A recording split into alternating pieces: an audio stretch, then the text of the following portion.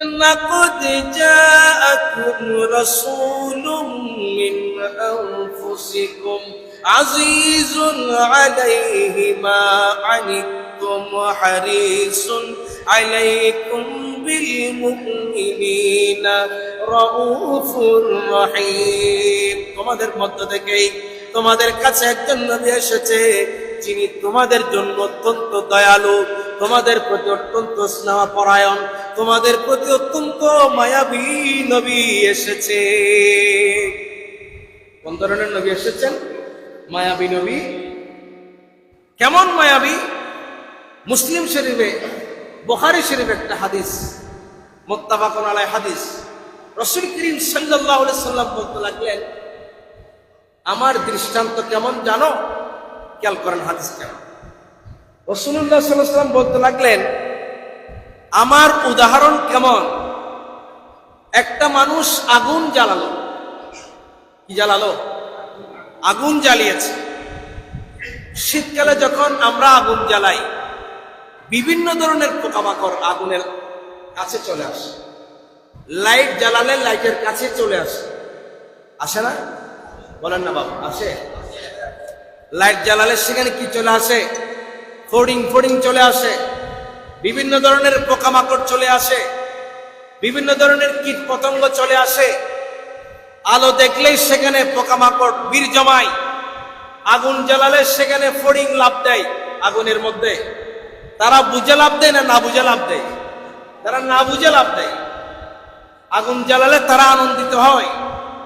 রাসূল করিম সাল্লাল্লাহু আলাইহি ওয়াসাল্লাম বয়ান দিতে লাগলেন, হে আমার উম্মতেরা, আমার উদাহরণ কেমন, আমার দৃষ্টান্ত কেমন শোনো। একজন মানুষ আগুন জ্বালিয়েছে, আগুন দেখে বিভিন্ন ধরনের পোকামাকড় এসে আগুনের কাছে ভিড় জমিয়েছে আর আগুনের মধ্যে ঝাঁপ দিতে লাগলো। ওই পোকামাকড়কে বাঁচানোর জন্য যে ব্যক্তি আগুন জ্বালিয়েছে তিনি প্রাণপণ চেষ্টা করছেন ওই পোকামাকড় গুলোকে আগুন থেকে বাঁচানোর জন্য। আগুন থেকে বাঁচানোর জন্য আমরা পোকামাকড় তাড়িয়ে দেই। আমরা কি করি? পোকামাকড়কে দূরে সরাই দিই, আগুনে যেন ঝাঁপ না দেয়। আমার নবী বলতে লাগলেন, যে ব্যক্তিটা আগুন জ্বালানোর পরে পোকামাকড় আগুনে ঝাঁপ দিচ্ছে, সেজন্য তিনি প্রাণপণ চেষ্টা করে যাচ্ছেন আগুন থেকে পোকামাকড় গুলোকে রক্ষা করার জন্য। ঠিক আমার উদাহরণও তেমন। আমি নবী তোমাদেরকে জাহান্নামের আগুন থেকে বাঁচাবার জন্য এসেছি। সুবহানাল্লাহ, জোরে বলেন। আমি নবী এসেছি তোমাদেরকে জাহান্নামের আগুন থেকে বাঁচাবার জন্য। আমি আসার আগে তোমাদের ভিতরে তিন ধর্ম বলতে কিছুই ছিল না। তোমাদের ভিতরে আল্লাহর ভয় বলতে কিছু ছিল না। তোমাদের ভিতরে মানবতা বলতে ছিল না। তোমাদের ভিতরে নীতি বলতে ছিল না।